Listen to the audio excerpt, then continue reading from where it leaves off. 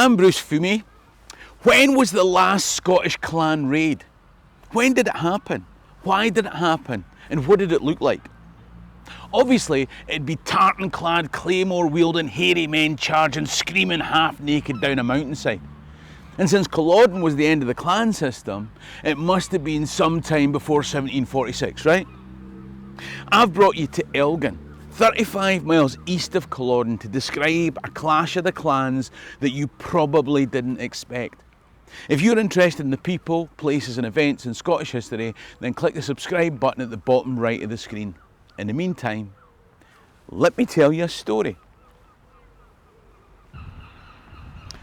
Culloden was long past. The Stuarts weren't coming back. The Tories and Whigs, who broadly supported Stuarts and Hanoverians respectively at that decisive clash, settled things differently now. The clan system had been brutally crushed. The king had to work with Parliament. Indeed, the context of today's story is the UK parliamentary elections of 1820. You didn't see that coming, did you? It's 85 years since Culloden. It was no longer George II on the throne. In fact, the new election was prompted by the death of his grandson and nephew of the notorious butcher Cumberland, George III, so dearly loved by our American cousins. There's also a context of social change. Workers demanding fair treatment, rights and representation. In the Central Belt, what they called the Scottish Insurrection would lead to the country's last public beheadings. But as the Cato Street conspiracy down south showed, the clash between workers and the powerful wasn't limited to Scotland. This was now the United Kingdom. Anyway, that's the situation in the wider country, but we are in Elgin. Grant Lodge here's seen better days. It was built 40 years before today's story as a town residence for good Sir James Grant, who also happened to be the Tory MP for the area. He died a few years back, and now that he was dead, his assets, title, and presumably his parliamentary seat would go to his eldest son. The problem was that his eldest son was mentally incapacitated. Obviously, he couldn't be an MP. He'd have to sit in the House of Lords.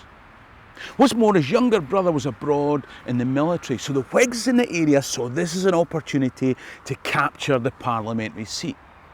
You see, the seat was made up of 5 boroughs, and it was the representatives of those boroughs who would choose the MP.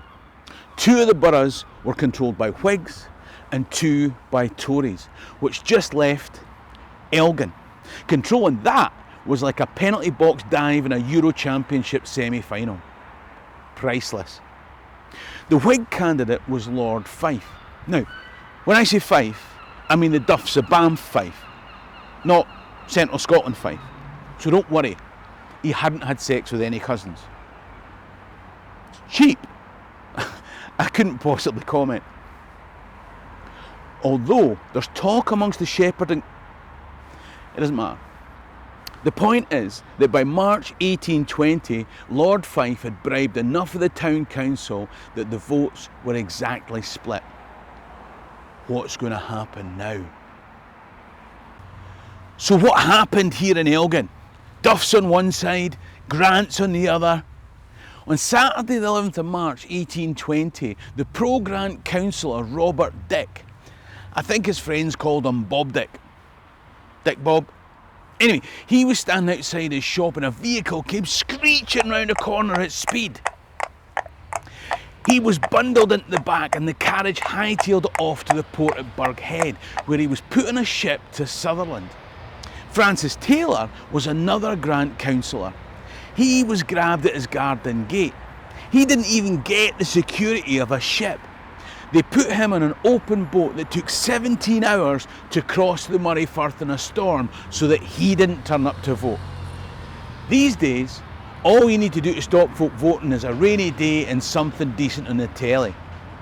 The thing is that if these two didn't get back in time for the council meeting, then the Whigs would win the vote.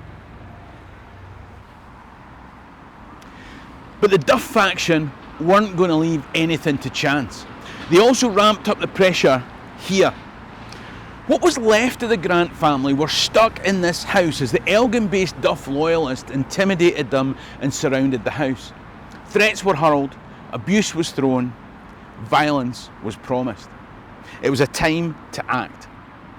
As I said, the titular head of the house was incapacitated and he was looked after by his sisters. So it was down to one of those sisters, Anne Grant, to take the lead. Non-Scots may not have heard of Granton in Spey. It was a planned new town that had just been built by the Grants on the River Spey. And Anne wrote 2 letters, one to kinsman John Grant on the south side of the Spey and the other to young Patrick Grant. Now, he was the renowned Victorian general who would be the commander-in-chief during the Indian Mutiny, but that is for a future event. This was late Saturday night. She sent a servant south towards Speyside in the cover of darkness.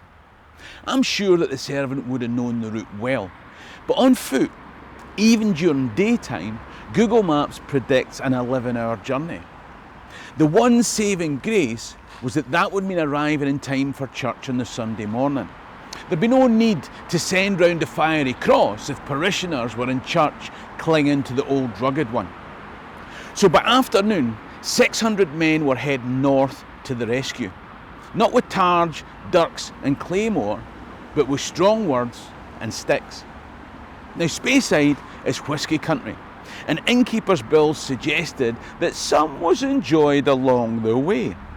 But come Monday morning, the Grants started to arrive in Elgin to throw a protective cordon around Grant Lodge and parade in strength up and down the street. As the day developed, Duff reinforcements started to arrive in town. There was confrontation brewing. Who would come out on top, the Grants or the Duffs? Sir George Abercrombie, the local sheriff, tried to calm tempers. He entered the house here to negotiate. Eventually, it was agreed that he would appoint special constables to protect the peace. The siege of Grant Lodge would be lifted and the Speyside Grants would return home. On the way, they stopped in Forres, and a week later, Captain Grant had to pay Forres innkeepers £73, 5 shillings and 10 pence for entertainment expenses racked up there. Now, with whisky selling at 40 pence a gallon, that sounds pretty entertaining for a Monday. The upshot of the whole thing was that it was the Grant candidate who continued as the Tory MP. 85 years after Culloden was supposed to end control of the clans, a clan raid in Elgin secured power for the Grants in Parliament. Of course, today, the clan system's well and truly dead in Scotland, but these events show that loyalty didn't disappear overnight. In 1820, a Grant was still a Grant. With the Representation of the People Act still 12 years away, clan loyalty could still secure shady parliamentary representation. At the start of the 1820s, tribalism was giving way to a more general parliamentary corruption. At the start of the 2020s, well, I'll let you decide. If you want a story from when clan battles were far more common, then why not watch my video about the Battle of Glenfruin here. In the meantime, Hammy and Dochas going to be lamb alive. Cheery and Rasta.